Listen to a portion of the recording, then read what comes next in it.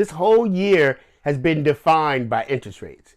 Interest rates, interest rates, interest rates. So every time you look on the news, look on TV, they're all talking about interest rates. So let's really get into depth, get a little bit more specific as to exactly what's going on in the market right now. I get to it first, I got you mad. I guess that when I get to it last, get it that I'm never going back. Get it that I'm never going back. Going up, going up, going up, going up, going up, going up. Get it that I'm never going up, going up, going up. What's going on? I'm Dan the Realtor, your local Silver Spring real estate agent. So let's talk about what's been going on in 2022. But before we get into that, make sure you like and subscribe to my channel, and make sure you hit that notifications button so that every time I drop new content, you'll be the first to see it.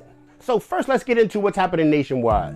So the National Association of Realtors chief economist Lawrence Yun just put out an article where he basically says we're going to be getting back to a normal speed market. So if you can imagine us going from 90 miles an hour and then you see the police and then you have to slow down as you turn around that corner and you start going around 70 miles per hour. That's kind of what our market is doing right now. A lot of people are saying, hey, you know, the market was really going super fast and now it's slowing down. Well, if you really look at the numbers, we're kind of going back to where we started around 2018, 2017, 2019, which is the normal home mortgage rates are going to be somewhere around 6.5%, which is about average when you put things into perspective historically. And we can expect the same kind of trend to continue in 2023. Most people aren't predicting drastic price drops, but they're also not predicting drastic interest rate drops either. But if you really think about it, if interest rates drop drastically low, that's just going to push the prices back up again, which is where you don't want to be if you're a home buyer, and really not where you want to be if you're a home seller, because if you're a seller, you got to find a place to move. And in the market that we just came out of, what a lot of my sellers were experiencing was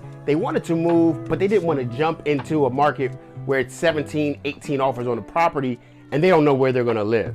So a lot of people were holding back and kind of just staying still until the market cooled down a little bit. That's where we are right now. So what caused the drastic jump in interest rates? Because at the beginning of the year, we were at like 2-3%, and then we creeped up to 4, 5, 6. Next thing you know, we were at 7% and everybody was kind of in a frenzy. Well, the reason that the interest rates went so low was because they wanted to continue to spur the economy on. But then it ended up getting out of control, so the Federal Reserve needed to bring that spending back down, and that's why they cranked the interest rates back up. When the interest rates go higher, that pulls a lot of the buyers out of the market because they don't want to spend that much money. Now, a lot of people are concerned that that could spur us into a recession, which could possibly happen. Now, when it comes to home prices, recessions does not necessarily mean home prices are going to drop. Quite the opposite. In the last 6 recessions, home values only dropped 2 of the last 6 recessions. So the key to navigating this market is to not just read the headlines, but to read the full headline if you're going to read it and understand that headline or that article in proper context. So let me show you what I'm talking about. There's an article that says homeowners lost $1.5 trillion in equity since May as home prices drop. But what that article is actually saying, homeowners have lost the amount of tappable equity or equity that they're able to grab. But that doesn't necessarily mean that home values have dropped so drastically that it's going below the actual fair market value of the homes.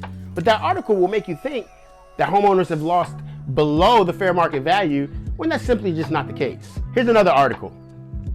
Household debt soars at the fastest pace in 15 years as credit card usage surged, a Fed report says. But if you really look into those numbers, credit card usage is about the same today as it was in 2019. Yo, but Dan, what about foreclosures? Everyone just calm down. Calm down, all right? If we get a whole bunch of foreclosures, all those foreclosures are going to hit the market and then we're going to have a crash. Now, foreclosures are up, but they're nowhere near historic highs back during the Great Recession. Take a look at this chart. In 2013, we had about 745,000 foreclosures. During the height of the Great Recession in 2008, we had about 2 million foreclosures. This year alone, we've had about 88,000 foreclosures. So you can see there's a drastic difference between now and what we experienced during the Great Recession. So let's talk about the real estate market here in Silver Spring during the month of November 2022. So during the month of November, we had 746 new homes for sale, which is down 24.3% from this time last year and down 22% from this time in October. Now, as we all know, November and December are typically, historically, our slower months. So this is to be expected. The number of new pendings, which means the number of new homes that have been put under contract, is 650, which is down almost 50%, 45.1% from this time last year. And remember, this time last year, we were at the height of the seller's market and interest rates were still at 2%. And we're down 26% from last month. And the number of closed sales here in Montgomery County was 770, which is down 37% from this time last year and 6% from this time last month. Now, you'll notice the interesting thing here in Silver Spring and in Montgomery County is that the average sales price is up 3% from $525,000 to $540,717. Now, if the market were getting ready to crash, you would think that the values of the homes will be going down with the increase in interest rates. But it's actually not happening that way. So from this time last year, home prices are up 3%, and from this time last month, home values are up 1%. So if you take the number of new listings divided by the number of pendings, you get what's called the absorption rate, or how fast people are actually buying or putting properties under contract. Anytime you have 12 months to 6 months, you have what's called a buyer's market, which means if nobody else put their property on the market, it would take us 12 months to completely run out of homes. At 5 to 6 months is what we call an average market, and then from 1 to 6 months, we consider that a seller's market. The closer you get to 0, the hotter the market is. So you can imagine, if we had 1 month of inventory, that means if nobody else put their property on the market today, we would run out of homes in 30 days, which means that we have a very limited supply of homes. Now, if you take the amount of new listings that we have here in Montgomery County, 746, and you divide that by the number of pending, 650, you get the absorption rate, which equals 1.14, which means we're still in the seller's market here in Montgomery County. Oh.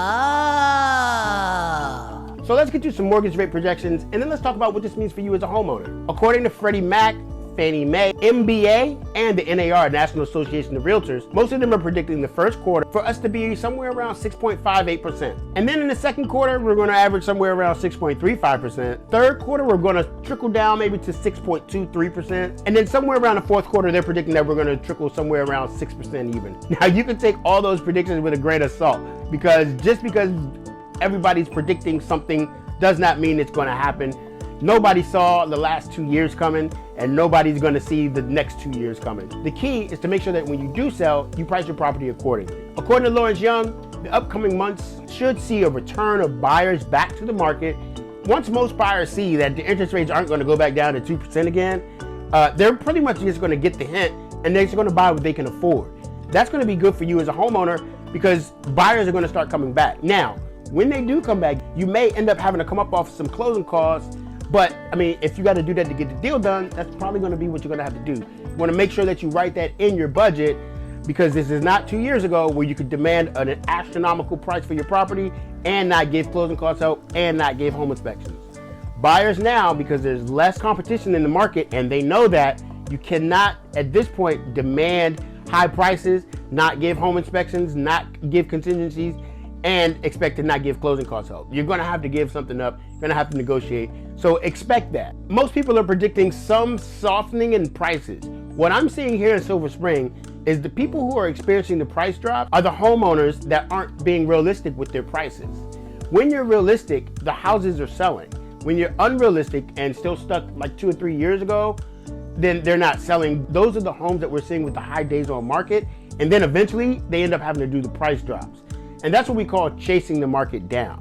We don't want you chasing the market down. We want you pricing your home appropriately with the market. And lastly, distressed home sales. During the Great Recession, we had an enormous amount of distressed home sales, like I said previously.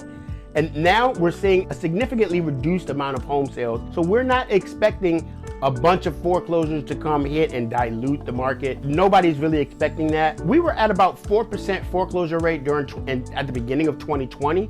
During the pandemic, there was a moratorium on foreclosures, and now that the moratorium has been lifted, we're at about 2% foreclosure rates of all the existing loans out there. 94% of the people who came out of the pandemic were able to restructure or refinance their loans if they were in deferment. They either were able to do a deferment or a payment plan or some type of restructuring option. So if you're looking to buy, sell, or invest here in Montgomery County, Silver Spring, Maryland, feel free to send me an email in my contact below and click the notifications button for all new upcoming content. I'm Dan the Realtor. I'll see you next time.